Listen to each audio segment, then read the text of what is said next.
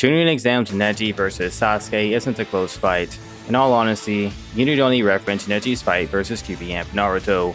That's because Kyuubi Amp Naruto is the strongest character we've seen fight so far. That's excluding Orochimaru, of course, since he technically did fight Sasuke, but you get my point. I'm not just blowing smoke either. In chapter 28, Zabuza and Kakashi both sense Kyuubi Amp Naruto and think they are sensing each other. Since Kakashi has felt Kurama's chakra before, he was able to recognize it.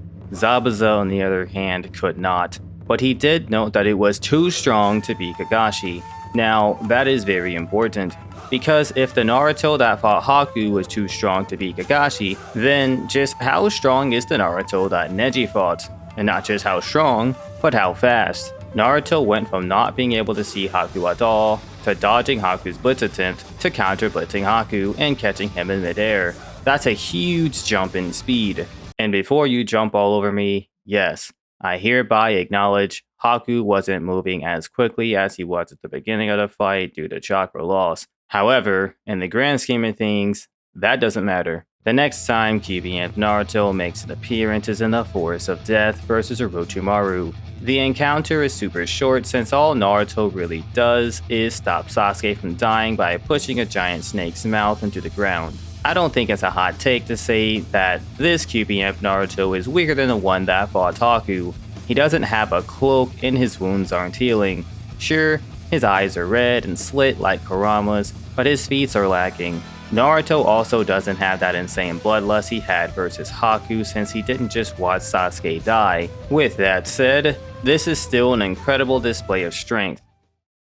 While technically this isn't a Kyuubi Amp, I still count it because Naruto draws upon Kurama's power and because of Jiraiya's statement. The statement being that Naruto requires way more chakra than he currently possesses to summon a Battletoad. When Naruto does summon Gamabunta, the amount of chakra he received from Kurama was just enough to get the job done. That's why Naruto got knocked out so easily in the manga when Gamabunta jumped out of the ravine. Anime Naruto is still out of chakra, he just doesn't get knocked out. That might not seem too important now, but that's a surprise tool that'll help us later. This is where everything is going to add up or get controversial depending on your perspective, so hang tight. In the anime, Naruto says this: "This is even more power than I felt before!" In the manga, Naruto states he's so much stronger than he was during training. The only time we see Naruto use Kurama's power during training is when he summons Gamabunta. While it is hard to quantify exactly how much chakra Naruto needed to summon Gamabunta, it's safe to say it was more than he used against Orochimaru. Personally, I think the anime hit the nail on the head by having Naruto say, "This is even more power than I felt before." My interpretation of that is Naruto saying that it was more power than he ever felt from Kurama's amp. However, I'm not gonna codify that since that's my own headcanon based on the anime's dialogue versus the mangas. So, to be clear, Land of Waves Naruto isn't fodder or anything like that. Finals Naruto simply has better feats. To extrapolate on that, let's go back to the Land of Waves. When Sasuke 1v1'd Haku, both Zabuza and Haku thought Haku would easily beat Sasuke in speed. However, the opposite was true. While trying his hardest, Haku was still outperformed by Sasuke, which is why they emphasize Sasuke's speed so heavily. It is then when Haku uses his demonic ice mirrors. After Naruto arrives, Sasuke sits up and begins to think about the ice mirrors. As we all know, Sasuke couldn't see crap. He had no idea what was going on. That's because Haku was moving so fast that Sasuke thought he was using shadow clones. Shortly after Naruto enters, Sasuke notices Haku began to slow down. Now, there's two reasons for that. The first is the crystal ice mirrors consume a lot of chakra, although I should note that it's unclear just how much Haku slowed down. Regardless of Haku slowing down though, he's still moving much faster than he was outside of the mirrors, which is what's most important. The second reason is Sasuke's eyes were adapting to Haku's movements prior to his Sharingan activating. Haku stated that he was trying to take Sasuke down just like he did Naruto, but he couldn't, because Sasuke is preventing his vital points from being hit. Now, this is where the fun begins. Haku compliments Sasuke on his maneuverability just before launching his final attack. Knowing the attack is coming, Sasuke funnels chakra into his eyes to increase his odds of perceiving Haku's movements and accidentally activates his Sharingan. With a 2-tomo and a 1-tomo Sharingan, Sasuke was capable of perceiving Haku's movements perfectly. Now that Sasuke could perceive Haku's actions, he was capable of perfectly dodging his attacks while also saving Naruto. Now, you can probably see where I'm going with this, but in case you can't, I'll proceed. I already went over Naruto vs Haku earlier, so I don't need to do that again. However, it's important to note that while Naruto was fast enough to perceive and catch Haku, that's not too impressive of a speed feat compared to wounded Sasuke. So with that in mind, if Sasuke during the Land of Waves while fatigued could barely perceive Haku's movements, and then upon awakening his Sharingan could perceive his movements just fine, and even dodge them, imagine what Rock Lee would do. Yes, this guy right here. The one that absolutely bodied Sasuke and put him to shame. This fight takes place a few weeks after the Haku battle, and there's no doubt Sasuke had been training. Both of his eyes have 2 tomos, and it makes no sense to not train during that time period. Since Sasuke was capable of perceiving and reacting to Lee's attacks, that means he was moving much faster than Haku was inside of his mirrors. This is weighted Lee, by the way. So here's what I've established thus far. Haku starts off as the Speed King of Arc 1. In comparison to Haku, Sasuke goes from this I can see his speed, but that doesn't mean I can match it. to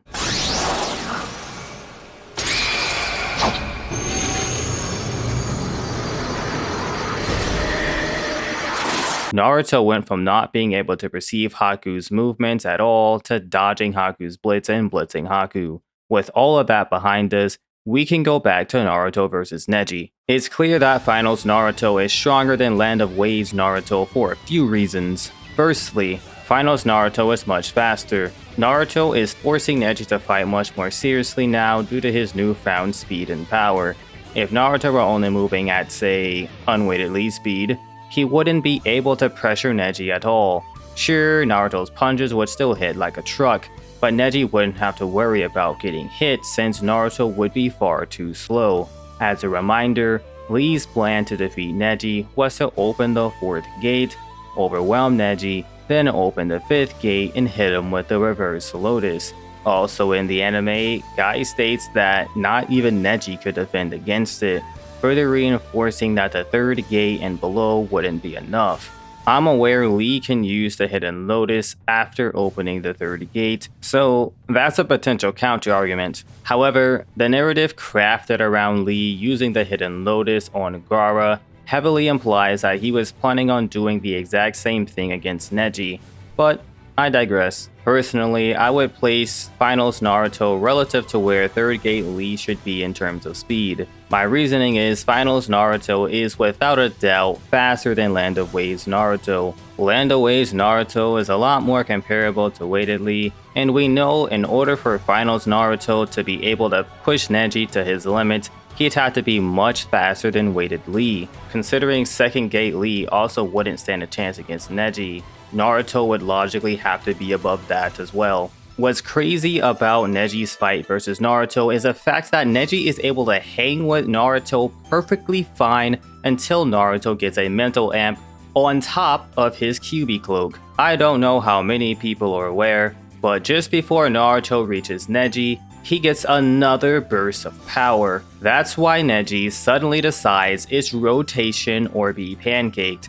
So take the Naruto that was already much stronger than Kakashi and crank his power level up a few notches. I know that took a while to lay out, but it was necessary to get us all on the same page. I'm sure there will be plenty of disagreements with the scaling, but that's fine, we're gonna keep pushing forward. I've seen arguments comparing how Neji fared versus Kyuubi Cloak Naruto to how Sasuke fared against Charger Gaara. The arguments claim that Charger Arm Gaara is stronger than Kyuubi Amp Naruto. When I say stronger, I'm speaking in terms of attack potency. The arguments I saw were primarily based on terrain destruction, which isn't a very good way to determine attack potency. If there's nothing better to use, so you have to use terrain destruction, be my guest. However, in this scenario, that isn't the case. The argument was the following: Gaara easily cut through trees, while Naruto only broke the ground beneath him. Now, that sounds pretty damn good on paper until you realize it doesn't. Let me explain. A character's attack potency can greatly outweigh its destructive capability. Those two values don't always have to be the same. So, when it comes to terrain destruction, you have to take narrative into account. What is the author trying to portray? In this case, Naruto running at Neji while thinking about all the trash Neji was talking. You can see in this panel here that Kishimoto intentionally focused on Naruto's foot to show the reader that very few rocks were being kicked up, followed by us seeing Naruto getting angrier. He then visualizes Neji looking down on him as he gets angrier and angrier. Kishimoto then focuses on Naruto's eye to emphasize Naruto's anger even harder. In the very next panel, you can visually see that Naruto's power has increased. Now, whether you want to call it a mental amp like I am, or you believe Kurama gave Naruto more chakra, it doesn't matter to me. Either way, the purpose was to portray Naruto's power increasing. If you look in the background, you can see Neji waiting to box with Naruto like he had been doing since he transformed. However, Neji quickly realizes that Naruto is a lot stronger and, that's a big and by the way, moving a lot faster than he previously was a literal second ago. That's why Neji immediately goes, "Yikes! I can't evade him, nor can I block him. I have to use rotation or I lose." And with Neji using his rotation, it's important to note that he didn't even get a full rotation off. That's how little time he had to rotate. If Neji started rotating earlier, he would have had much more chakra and space protecting him.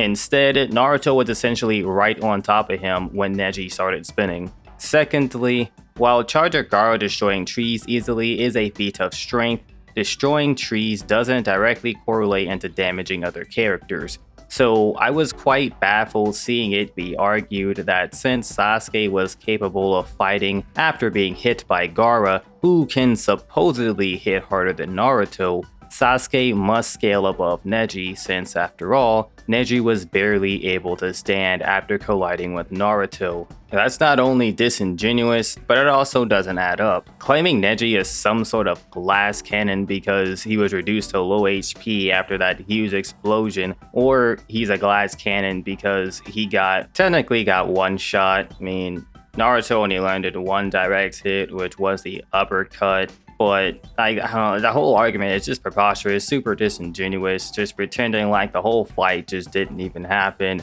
It's whatever, I'm moving on. The characters in Naruto are much more durable than the trees Gaara destroyed. So Gaara being able to easily destroy the trees means nothing when, you know, Sasuke is capable of tanking that tree busting strength just fine. But that's not the first time something like that has happened. Here's Shikamaru not being ripped to shreds by Tomari's wind, even though the trees are getting diced. Here's Naruto breaking Haku's crystal ice mirrors that were seemingly indestructible beforehand, which are definitely more durable than some random trees. Followed by Naruto punching Haku in the face and his head not exploding. The Naruto that fought Neji is stronger than the one that fought Haku, so finals Naruto could replicate the same feat and then some. And now, dear viewers, I have a few questions to ask you. 1.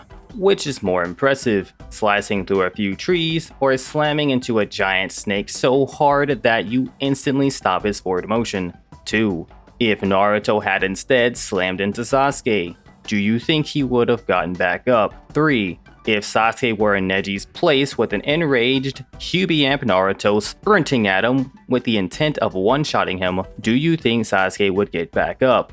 4. Since finals Naruto was destroying the ground beneath him while running, and look, Madara isn't, is it reasonable to say finals Naruto is stronger than Madara? I'm being a bit facetious here, but it's not without good reason. I originally heard that tree destruction argument from a decent sized YouTuber, and it's like, People in the comments weren't even calling it out, at least not when I checked, so it's just like, come on, we gotta do better than this. Moving on, let's focus our attention back onto Gaara versus Sasuke. When it comes to speed, Sasuke was capable of dodging Gaara's attacks without his Sharingan, but to be honest, that's not really an impressive feat. That more just means Gaara is slow. And since Charger Gaara is so slow that Sasuke can dodge him without using his Sharingan, that heavily implies that his attacks aren't even moving faster than Gaara's Sand Dome spikes. Remember, Sasuke has to activate his Sharingan to dodge those. That's not an inconsistent speed feat for Sasuke either. Remember, Guy said that Sasuke was almost as fast as Weightless Lee, and Lee noted that while Sasuke could replicate his speed, he couldn't do it for long. It was heavily taxing his stamina.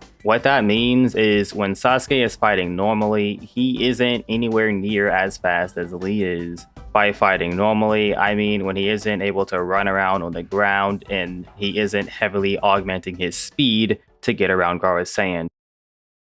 So I've seen some arguments and a fan animation, which I'll link somewhere, that makes the claim that Sasuke would be able to clash with or even penetrate Neji's rotation via his Chidori, which of course I disagree with. Sasuke was taught Chidori specifically to counter Gaara's sand. Chidori's lightning nature along with his piercing properties made it the perfect jutsu to hard counter Gaara. In case you aren't aware, lightning nature counters earth. I don't think the difference in nature matters too much. I think Sasuke would have been able to pierce Gaara's sand with his Chidori no matter what. That's just a little nitpick though, not my entire disagreement. My disagreement lies with Neji not being able to block Chidori. Neji blocked an attack from an opponent with much more attack potency than Sasuke. Kyuubi Amp Naruto. Neji blocked Naruto's attack without having a full rotation, and he was still able to get up from the aftermath. The explosion from that rotation dealt so much damage that Naruto was sent flying back as well, and even got knocked out of his Kyuubi chakra mode. You can tell Naruto isn't still amped because when Naruto climbs up, he's extremely rugged and his fingers are bleeding from digging. Naruto was able to tank that much damage being reflected back at him because he was amped by Kurama's chakra. Neji was able to tank that much damage because he was partially protected by his rotation. So, riddle me this. What the hell is supposed to protect Sasuke? Nothing. He would get absolutely obliterated if he ran straight into Neji's rotation with a Chidori. People seem to forget that the rotation reflects an attacker's chakra back at them. That's why there was an explosion when Naruto attacked with that much power to begin with. Rotation's reflection property isn't the only thing Sasuke has to worry about though. The rotation itself does damage as seen here. So Sasuke would have to take all of that damage to the chin, get up, and then keep fighting. The last time I checked, he ain't the Crimson Chin. It's not gonna happen. And we already know Neji is gonna get up and be in fighting condition because he was able to do so in his fight against Naruto. I seriously believe someone casted a Genjutsu, because anyone arguing Sasuke wins must also be forgetting that Neji was keeping up with Naruto just fine and wasn't expecting Naruto to get a random buff on top of the random buff he just got from Kurama, which is why he was caught off guard. If Neji sees Sasuke jump back to charge up a Chidori, Neji isn't just gonna stand there, get blitzed, and then die from a Chidori, or panic fail a rotation because Sasuke won't be able to replicate what Naruto did. The funny thing is though, Neji wouldn't even have to use rotation to counter Chidori. Since Sasuke is so incredibly slow compared to Neji, Neji could likely just grab his arm like he did Hinata. So with all of that in mind, how does Sasuke beat Neji? He spent the last month honing his Taijutsu and Chidori. Those two only give Sasuke Wincons against Gaara, not Neji. Sasuke isn't fast enough to outmaneuver Neji, and he certainly isn't fast enough to blitz him or even pressure him at all, since at best Sasuke is Weightless Lee's speed. So since Sasuke is just Lee with less stamina, Sharingan, and a Chidori at this point, what is Sasuke supposed to do? If Sasuke tries Taijutsu, Neji smirks and says, "You're in range." If Sasuke throws a kunai, Neji will just add them to his collection. If he throws Shuriken, Neji says, "Nice trick, bro." If Sasuke tries to use Fire Style, Neji will either just evade it or use Rotation. You can argue Sasuke's Sharingan will give him the perception needed to dodge some of Neji's strikes, but in order for him to move as fast as Lee, Sasuke needs to burn a lot of chakra, so he won't be able to do that for long. Not to mention, that's pretty ridiculous since we know Neji no-diss weightless Lee, so what the hell is Sasuke doing? The Sharingan, it's not gonna make that big of a difference. He's still getting cooked. I'm saying he's cooked because it would just be another case of this. I can see his speed, but that doesn't mean I can match it. And I do not try to hide or disguise my moves. I do not have to. Even if you can read them, you still cannot stop them. You are too slow. the only way for Sasuke to win is to hit Neji with Chidori, which is never going to happen. Finally, let's address the curse mark. The curse mark is a non-factor here because in order for Sasuke to use it, he needs to completely drain himself of chakra, which means he's out of chakra, so GG. The curse mark isn't Kurama, it doesn't have healing properties, so if Sasuke gets hit by the 64 palms, it's over. There is no coming back. He's done. Even if you want to argue Sasuke wouldn't get paralyzed, he wouldn't be able to use his chakra since his chakra points are blocked. That's also assuming Sasuke would be able to move in the first place. If Sasuke at any point intentionally or unintentionally activated the curse mark, he'd be paralyzed on the spot. We were shown this constantly. First in the Forest of Death, he gets paralyzed from using his Sharingan on low chakra, which leads to Kabuto having to save him. Later on in that fight, Sasuke makes this remark: "Every time I try to use the Sharingan near eye power, my neck aches. Have I expended all my chakra?" Oh, I forgot to voice act that one, my bad. Itty woody. Here's anime Sasuke saying it too. Just like before, a stabbing pain in my neck when I try my Sharingan. Maybe I've used too much of my chakra. Interesting. But that isn't sufficient evidence. Sasuke decides to use the last of his chakra to be of use and oh shoot, would you look at that. The third time is versus Yoroi. Sasuke went for some aura and got paralyzed. Happened in the manga too. This is when Kakashi seals Sasuke's curse, but that doesn't do what you may think it does.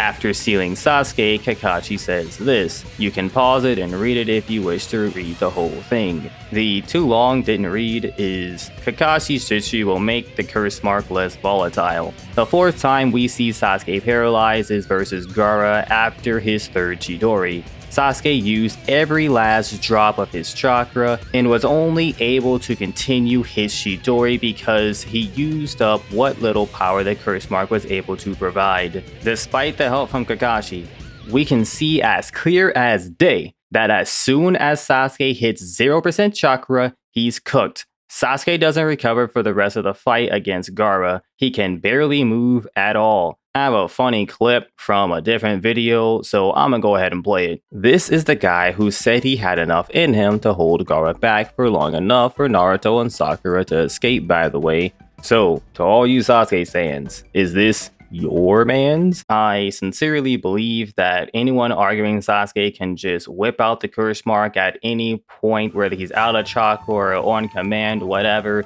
and just start boxing and being an absolute mad lad, forgets that Sasuke hasn't marinated in the ramen cup yet, so he can't do that. The only time he does anything like that is when he first wakes up after receiving the curse mark.